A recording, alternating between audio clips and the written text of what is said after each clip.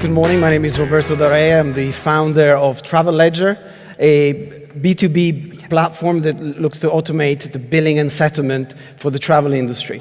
Let's look at what Travel Ledger actually is by going through an example. If, for example, you're a medium-sized travel company, if you put aside the airline side of the business, probably have well in excess of 200 to 300 suppliers. What that means in today's environment is that all of those suppliers send you invoices, statements throughout the month, so you receive hundreds and hundreds of documents. Those documents somehow need to get into your back office, they need to be reconciled, they need to be paid, each one individually hundreds of times. Travel Ledger wants to change that so that if all the invoices and statements are actually filed on the platform, then the buyer can actually receive a single file with all of the supplier information, import that into the back office, automatically reconcile it, and then also use the platform for the payment, so that the supplier on the other end gets not only the money, but also the detailed information of which transaction has been paid and which transaction has not been paid. Because you can imagine the buyer has the problem of receiving hundreds of files and invoices to pay, but also the supplier receives hundreds of payments on the other side, and each side needs to do reconciliation. So you might say, well, that sounds familiar, Roberto. Well, I bet most of you have probably been doing that for 40 years for the airline side of your business. You know, IATA's BSP has been around for a long time, extremely efficient, but the reality is that for the rest of the industry, that process doesn't exist.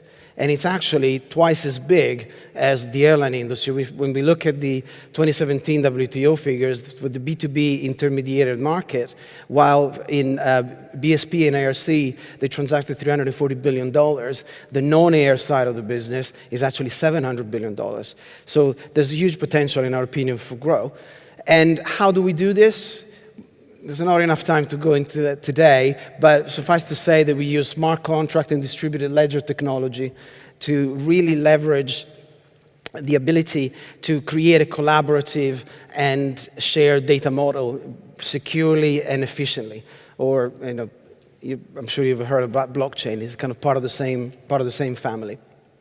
So what does that mean for you? Well, first of all, we want to keep it easy to implement. Not only we provide an API that gives you all the bells and whistles, but there's also a file-based interface, and we're talking to all the IT suppliers in order to make sure that we leverage existing formats. You know, we don't want necessarily people to change many things. The business model is very important. We're incentivizing participation, so the more the company participates and submits data to the platform, the cheaper actually is for them to transact on the platform. So we say the more you share, the less you pay. And it's very inexpensive. We're talking about pennies. And also we're trying to really balance the business model. Is not just one side, either the supplier or the buyer that kind of pays for the service, but it is a shared cost as well. And we want to leverage that platform and turn it into an ecosystem. That's why we have an open API for third-party developers, not just to import and export data, but also potentially to build platforms on it and build their own application to leverage the underlying payment and billing functionality. And very important, obviously, for all of this is the confidentiality element, you know, where we use cryptography built into the platform in order to ensure that only the relevant parties can actually see the information. So there are two key elements: the data exchange, where the invoices and remittance data is exchanged with a rate of 1 to 8. We saw that for every hour of air reconciliation, normally companies do 8 hours. And then the optional payment platform that we've integrated, and it is actually cheaper than traditional payment methods. So the potential for saving for the industry is huge. And the way we want to rally the industry together is by actually creating a consortium. And that's why we've, in addition to the development company, we've created the Travel Ledger Alliance, which is an independent consortium owned by the members. And that's the consortium that actually sets the transaction fees every year and continues to incentivize the existence of the platforms and make sure that the business model continues to evolve. So as a team, we're very busy at the moment. We're right in the middle of a fundraising. We have a pilot for the summer. And if you're interested in finding out more or you're interested in investing, come and see us in the expo area later. Thank you. Thank you, Roberto. Grab a seat.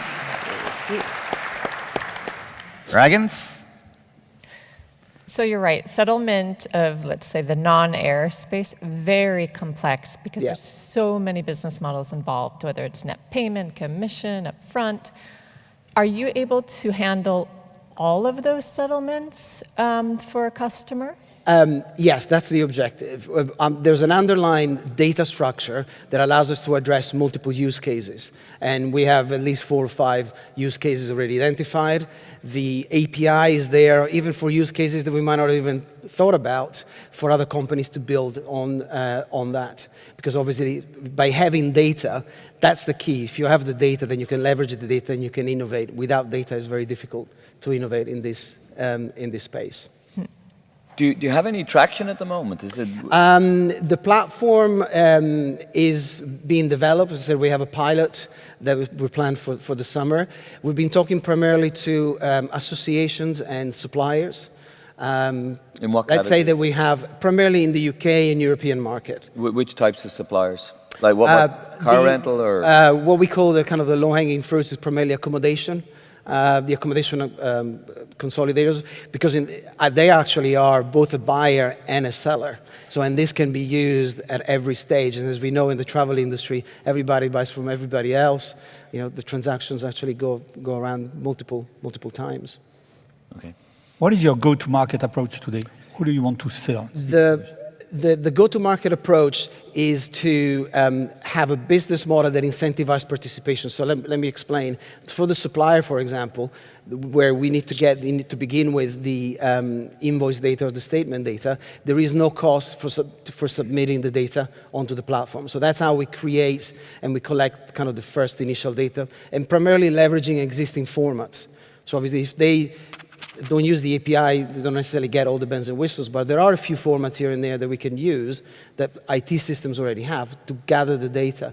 And then the buyer pays a small fee to get the data consolidated because it provides value to them. And then when they resubmit the remittance, they actually get some money back. And at that point, the supplier can choose if they want to download the data or not and pay for that service. So you don't get to pay until you actually use the data from the platform for your own benefit. Roberto, we have a question from Jochen. The presentation of the team was a bit quick and I didn't see it clearly. Can you tell me who's looking after the technology part and what their experience is? The technology part, partly myself. I've run another travel technology business for 20 years in the reservation and travel. So my background is in the travel back office, kind of ERP side of the business. For the development, we're working with a couple of different teams, actually, that do the development. As the business grows, we're actually going to bring some of the development in-house. But at the moment, we're working with external companies that develop for our specification, both in the blockchain space and in the traditional development space. Great. Thank you very much, Roberto. Thank you. Well done.